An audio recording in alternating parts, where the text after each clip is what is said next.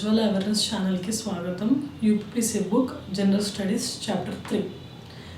Technology, economic development, biodiversity, environment, security and disaster management,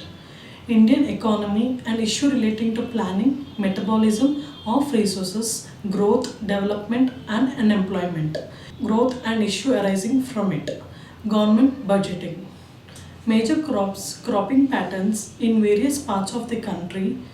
different types of irrigation and irrigation system, storage, transport and marketing of agriculture produces and tissues and related constraints, technology in the aid of farmers. Issues related to direct and indirect farm subsidies and minimum support prices, public distribution systems,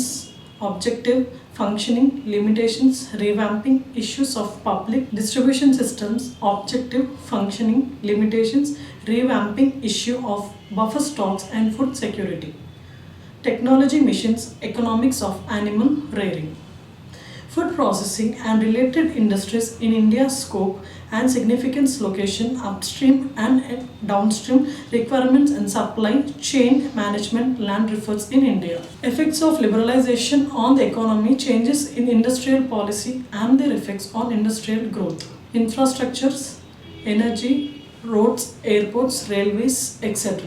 investment models, science and technology development and their applications and effects in everyone's life, achievements of Indians in science and technology, integration of technology and developing new technology, conservation, environmental pollution and degradation, environmental impacts assessment, disasters and biodisasters management, conservation, environmental pollution and degradation, environmental impact assessment, disasters and biodisasters management, linkages between development and spread of extension, role of external states and non-state actors in creating challenges of internal security, challenges to internal security through communication